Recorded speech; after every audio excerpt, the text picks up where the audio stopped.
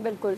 और यूपीएससी को लेकर भी अब हम बात कर लेते हैं, क्योंकि देखिए यूपीएससी का भी मामला इन दिनों गरमाया हुआ है। यूपीएससी अध्यक्ष मनोज सोनी ने समय से पहले ही अपना इस्तीफा दे दिया है और कांग्रेस ने इसे लेकर सवाल भी उठाए हैं। दैनिक भास्कर में भी इस खबर का जिक्र है। यूपीएससी के अध्यक्ष मनोज सोनी ने निजी कारणों के चलते अपने पद से इस्तीफा दे दिया है। प्रख्यात शिक्षाविद मनोज सोनी ने 28 जून को यूपीएससी आयोग के सदस्य के रूप में पदभार संभाला था।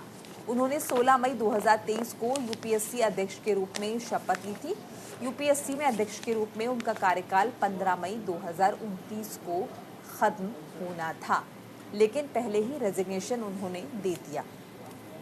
तो फिलहाल ये दैनिक भास्कर का अखबार है, जहां आप पहले ही पन्ने पर बिल्कुल कॉर्नर पर नीचे आप ये खबर पढ़ पाएंगे, देख पाएंगे, और इसमें पूरी जानकारी दी गई है। हालांकि उन्होंने इस बात पे स्पष्टीकरण भी जारी किया था और ये कहा था कि मैंने जो अपना इस्तीफा दिया है, यानी कि मनोज सोनी का हम जिक्र कर रहे हैं, उन्होंने कहा कि मैंने अपना इस्तीफा 5 साल से पहले जरूर दिया है, लेकिन इसमें कहीं से कहीं तक पूजा खेड़कर के केस से जुड़ा हुआ कोई मामला नहीं है, क्योंकि ऐसे सवाल उठ रहे थे कि कहीं पूजा खेड़कर केस में इनका भी तो नाम नहीं सामने आएगा। और क्योंकि देखिए यूपीएससी के चेयरमैन है मनोज सोनी, और इनको लेकर के कई जानकारी ऐसे मिल रही थी। अभी 5 सालों का कार्यकाल उनका बचा हुआ था और उनका कार्यकाल मई 2029 में पूरा होना था, लेकिन इस्तीफा उन्होंने 5 साल पहले ही दे दिया है। और ये बहुत बड़ा सवाल बना हुआ है कि आखिर यूपीएससी के चेयरमैन मनोज सोनी ने इस्तीफा जो दिया और उन्होंने निजी कारणों का हवाला दिया, क्या वाकई इसमें कोई सच्चाई है या कोई और भी बात होगी, क्योंकि अभी भी इस मामले को लेकर के जांच की जा रही है। देखिए, स्वीकार तो नहीं हुआ रेजिग्नेशन है, लेकिन यह बता दें कि कांग्रेस ने दावा किया है कि मनोज सोनी का इस्तीफा यूपीएससी के भीतर चल रही अंदरूनी गड़बड़ियों की वजह से लिया गया है। पार्टी के अनुसार यूपीएससी में फर्जी प्रमाण पत्रों के जरिए सिविल सेवा में चयन जैसी गंभीर घटनाएं संस्था की साख और स्वायत्ता पर सवाल उठा रही हैं। कांग्रेस चेयरमैन मल्लिकार्जुन खड़गे ने आरोप लगाया कि भाजपा आरएसएस व्यवस्थित तरीके से संवैधानिक निकायों पर कब्जे में जुटी हुई है। यूपीएससी में हुई कई घोटाले राष्ट्रीय चिंता का विषय, इनकी जांच होनी चाहिए। और देखिए, जैसे कि अभी सुरभि भी जिक्र कर रही थी कि ऐसे समय त्यागपत्र हुआ है जब आईएएस अधिकारी पूजा खेड़कर का मामला सुर्खियों में है। तो ऐसे में यूपीएससी ने पूजा खेड़कर के खिलाफ कार्रवाई शुरू की है।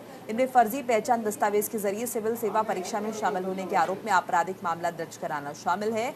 आयोग ने खेड़कर को भविष्य में परीक्षाओं में शामिल होने से रोकने के लिए उन्हें कारण बताओ नोटिस भी जारी किया है।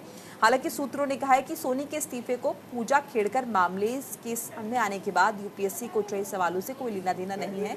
ये दोनों ही मामले अलग अलग हैं, लेकिन चूंकि देखिए विपक्ष का काम है सवाल उठाना, ऐसे में विपक्ष की तरफ से लगातार सवाल उठाए जा रहे हैं और कहीं ना कहीं कनेक्शन भी दोनों चीजों के बीच में निकाला जा रहा है कि 2029 में जब उनका कार्यकाल समाप्त होना था, तो उससे पहले उन्होंने 2024 में क्यों इस्तीफा दिया है, भले ही रेजिग्नेशन उनका एक्सेप्ट नहीं हुआ है।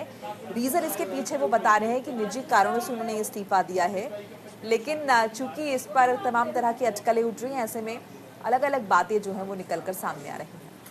बिल्कुल। और देखिए, लगातार जिस तरीके से अगर आप इस पूरे मामले पर गौर करेंगे और ये आपको पता चलेगा कि यूपीएससी जो कि सबसे ज्यादा महत्वपूर्ण एग्जाम माना जाता है अगर किसी भी प्रकार के आधिकारिक पोस्ट का जिक्र जब आता है, और विश्वसनीयता को लेकर भी आज तक कभी यूपीएससी पर कोई सवाल खड़े नहीं हुए थे, लेकिन जैसे ही आईएएस ट्रेनी पूजा अधिकारी का नाम सामने आया, माफ कीजिएगा पूजा खेड़कर का नाम सामने आया, तो ऐसे में पूजा खेड़कर को लेकर के कई बड़े सवाल उठ गए कि आखिर इतना बड़ा घोटाला, इतना बड़ा घपला उन्होंने किया, लेकिन किसी को कानो कान खबर तक नहीं हुई। अपने अटेम्प्ट से ज्यादा बार एग्जाम्स दिए और किस तरीके से अनियमितताएं बढ़ती गई, लेकिन अब जब वो जांच के दायरे में आई है तो एक एक करके कई और भी नाम सामने आ रहे हैं जिन्होंने अपनी डिसेबिलिटी सर्टिफिकेट दिखाने के साथ साथ में यूपीएससी एग्जाम क्रैक किया है। लेकिन अब कई लोग इस वक्त जहां रडार में है, तो वहीं यूपीएससी के चेयरमैन का ऐसे समय में इस्तीफा देना कई सारे बड़े सवाल खड़े करता है। बिल्कुल। और ये भी देखिए, आपको बता दें कि जयराम रमेश भी कह रहे हैं कि 2014 से सभी संवैधानिक निकायों की पवित्रता, चरित्र, स्वायत्ता को बहुत नुकसान पहुंचा है,